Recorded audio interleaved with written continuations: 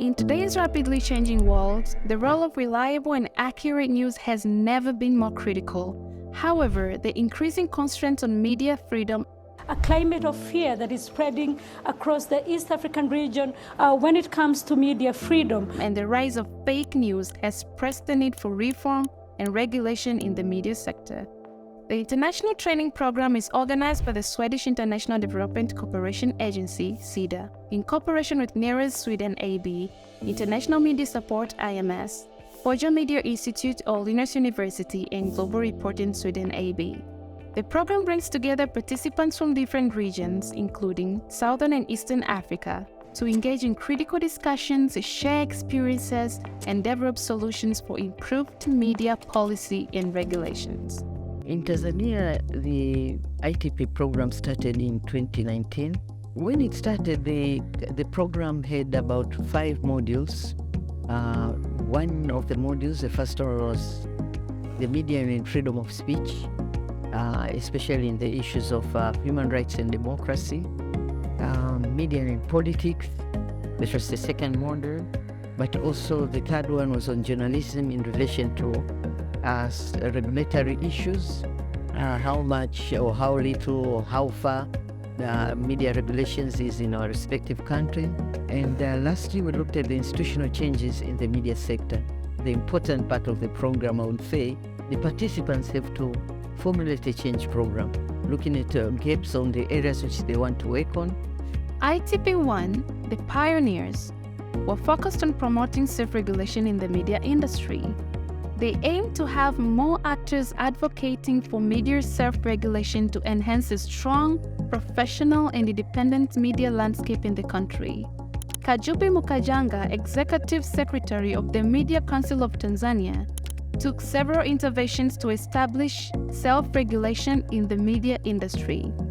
We decided to concentrate on that because it was the consensus in Tanzania, consensus of the fraternity, that self-regulation is the way media in Tanzania applied forward.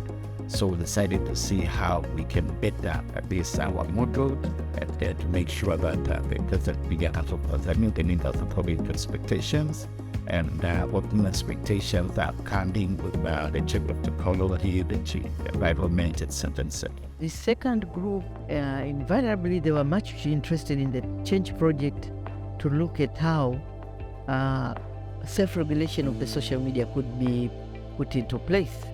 And the change project was essentially on putting guidelines for self-regulation for the social media. The team observed the new acts and regulation that directly impacted online communicators, resulting in the closure of online outlets.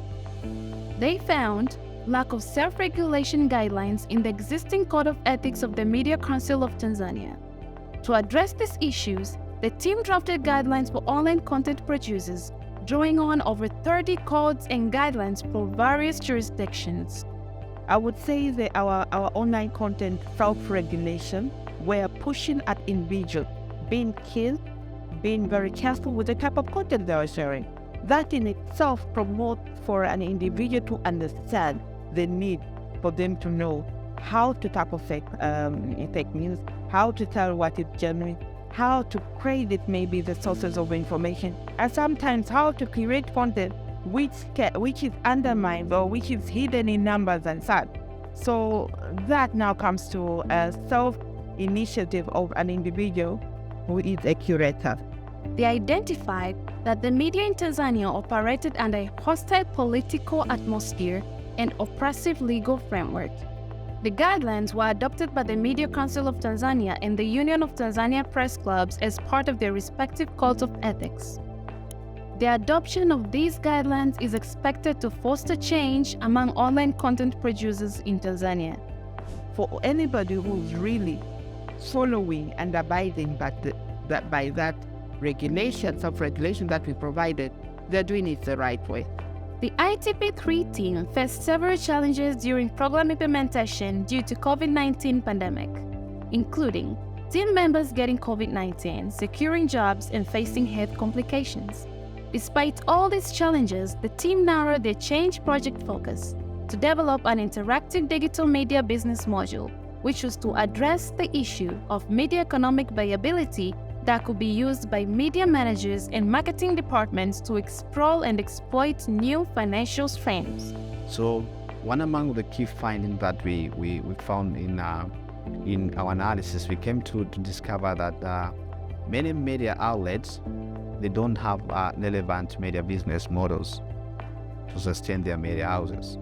And why they don't have sustainable media business models is because data was not a key ingredient of their media business models. So our key task was to develop a guidebook on how media houses in Tanzania they can formulate data-driven media business models in Tanzania context. After the program, Baraka Kiranga received requests and invites from other ITP participants to install the module in their countries. The ITP4 team demonstrated a high level of dynamism and clarity of mission.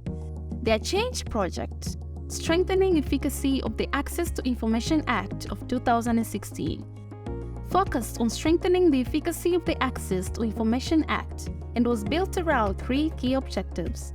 The first one, enhancing knowledge and skills to information holders in the government, public, and private sectors to proactively provide information to the public.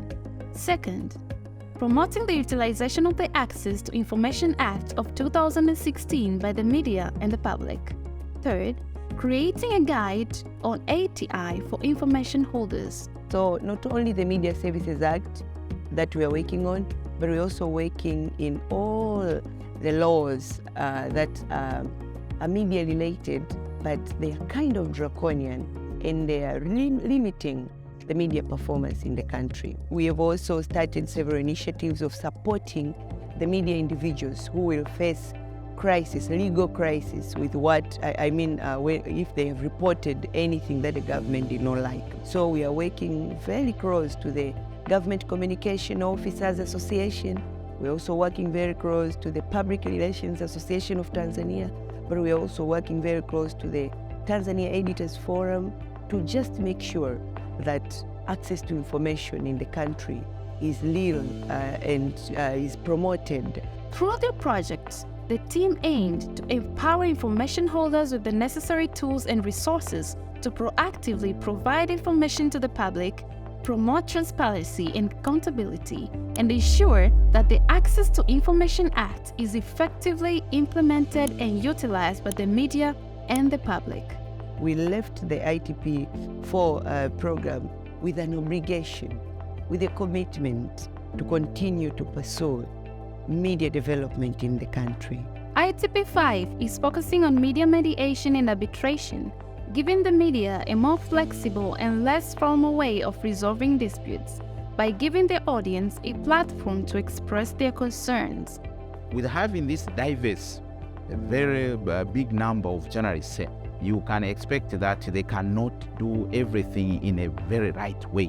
When you look at many of our academic institutions that teach journalism, you find that the emphasis has been more on the ethical aspects rather than going specific to issues of arbitration and mediation. And therefore, our project will be useful in terms of actually pointing out these kind of gaps. But also, we are also providing some kind of solutions. We are actually suggesting, for instance, some components that can be included in the curriculum so that they can actually deal with this aspect. It's true that the international training program has had a very big impact on the media industry in Tanzania. Hence, this marks a very big step towards media development for good. It has had quite an impact, and we hope as we are going forward, we could look out more on how we can now be able to make sure that these things are working properly. Nini kitatokea baada ya ITP hii inayoendelea kwa sasa? Jamii Forums imekuja na namna mbadala kuhakikisha kwamba pamoja kwamba tumekuwa tukiona hizi ITP zinaendeshwa na SIDA, sisi tumeona hapana, tufikirie kwa muktadha wa maeneo yetu.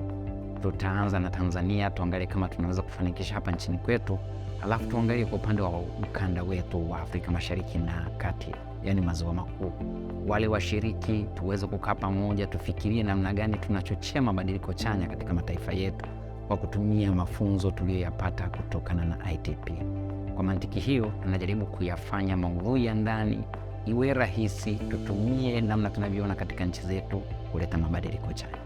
The opportunity for growth is a big plus for the project. It brings together people from various backgrounds and experiences and merges them into teams which can work together in future, even on other projects outside ITP.